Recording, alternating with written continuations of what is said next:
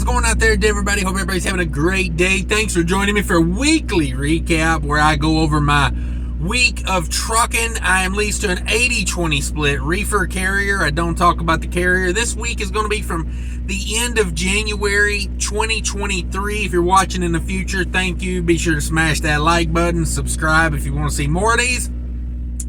I've been doing these for pretty much every week for the last 3 or 4 years now. We've been putting these out for a while, so thanks for everybody for the support. And at the end you'll hear me talk about this is money left to do what I have to do with. That's where you plug in your fixed cost and all that stuff. I don't go over that because everybody's is so different. I don't have a truck payment. I paid off my truck, and so yeah, that's where we're at right now. Now let's go over these loads. I like to go Minnesota out and back. That is my game plan. So I was actually planning on staying home on this one. Then I got a call about this load, and I said, yeah, I'm gonna have to go do that. So I had a 1-pick, 7 drops in Maryland. Every drop was in the state of Maryland. So picked it up in Minnesota, 7 drops in Maryland, negative 10 degrees.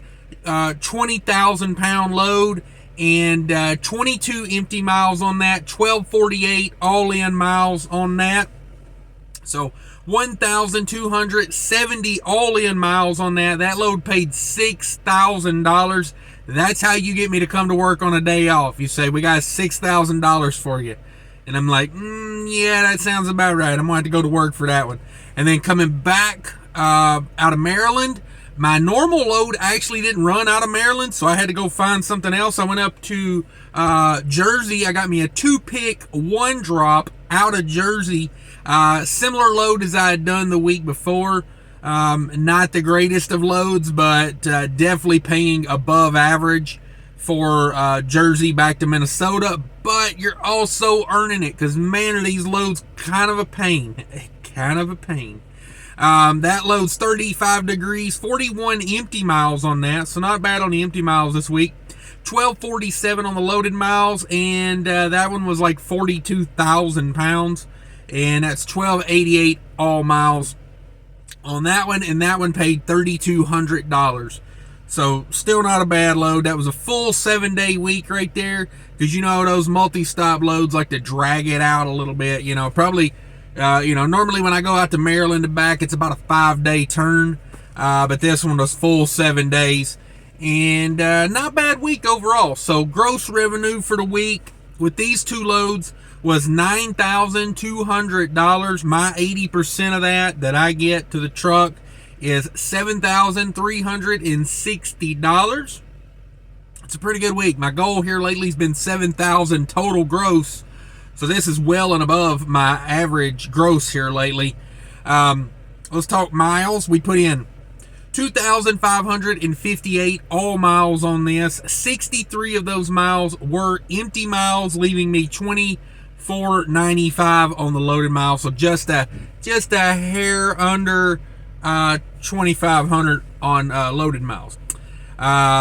Let's break down the mileage pay on that. Really good week for mileage pay, but multi-stop typically is good on mileage pay. That is something that a lot of people won't tell you. They'll say, "Oh, I made $5 a mile doing this multi-stop," which is still good. I don't care, $5 a mile. But multi-stop comes down to more about time.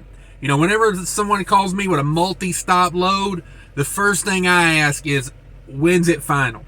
Because if it picks up on, if it's 4 stops and it pays, let's say $4,000 on 1,000 miles. But let's say that load starts on a Monday and doesn't final out till Saturday. Then I got to think, I don't know. Am I going to type my whole week on $4,000? It's, so to me, when you're considering multi-stop loads, always keep in mind the final date, the time you're going to be on that load. So that's what it was. $360 for all miles. Every mile this truck turned, I got $3.60 a mile. My 80% was $2.88 a mile, which is fantastic. I'm highly profitable at $2.88 a mile. And $3.69 a loaded mile. Damn it, boy.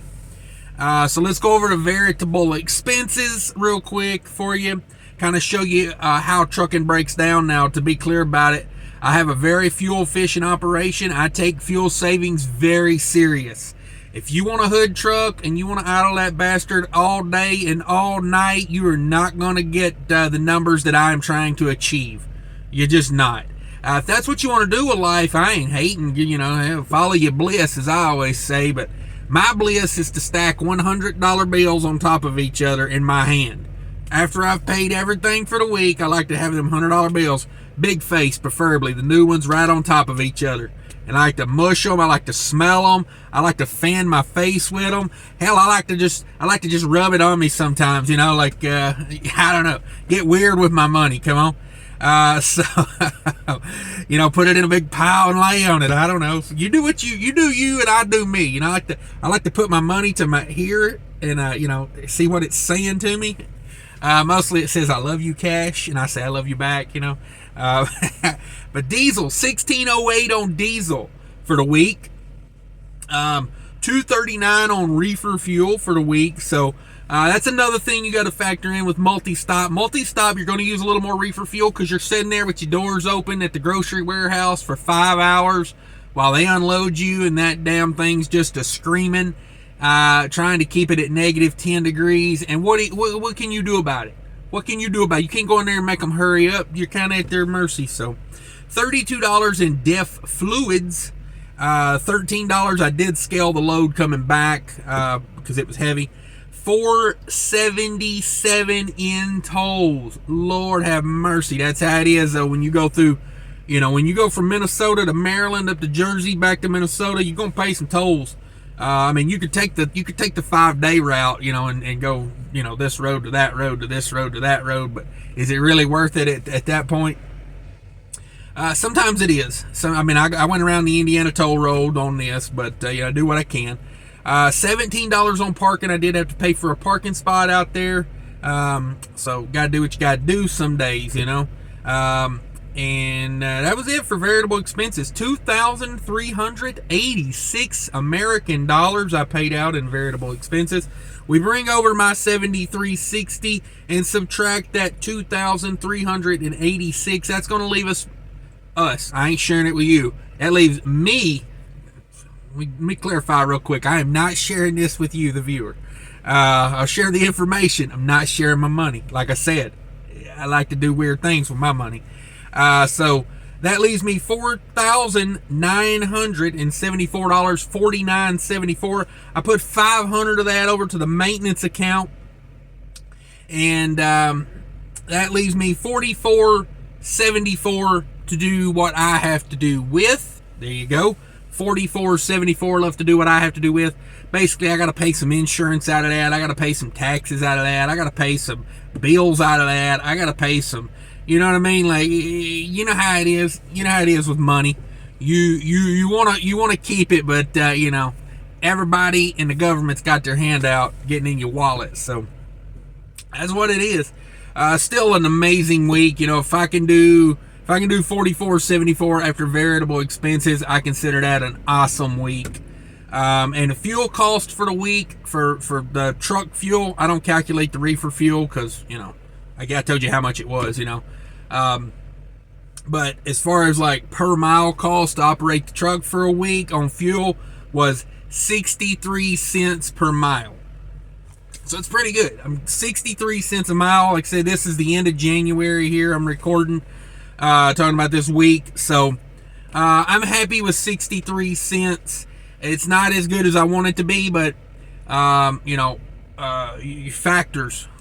Fuel has started going back up, and this typically will be the worst time of year for fuel economy for me because fuel's treated heavily. End of January going up into Minnesota, it's typically, the high is in the single digits most days. We were talking, negative 15 there the other night, when I parked my truck to go home. So you got to treat that fuel. You buy treated fuel, you even got to put more treatment in it for me, because I ain't coming back to my truck with jailed fuel. It's very expensive to be replacing filters and stuff, and we're still kind of in that filter shortage a little bit. I've been hearing some more talk of that, so Definitely ain't trying to go, buy filters or have to run around to 10 different places to find filters. I figure it's easy just to dump some anti-gel in there. But anti-gel does lower your fuel economy. That's why winter blend fuel typically is not as good fuel economy on winter blend fuel. So when you buy winter blend and treat on top of it, you can expect some lower fuel economy. But wind is a factor this time of year as well.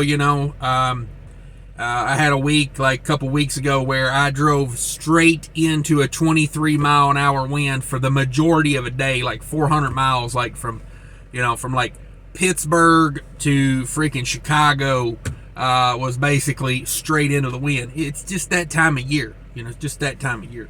So I'm happy with 63 cents a mile fuel cost. Not mad at that at all. And that's the week, guys. Thanks for watching, everybody. If you made it this far, be sure to smash that like button for me and click on the description down below for lots of things that can make your life easier and save you money. Thanks. Be safe out there. Take care of one another. And remember, people are more important than trucking.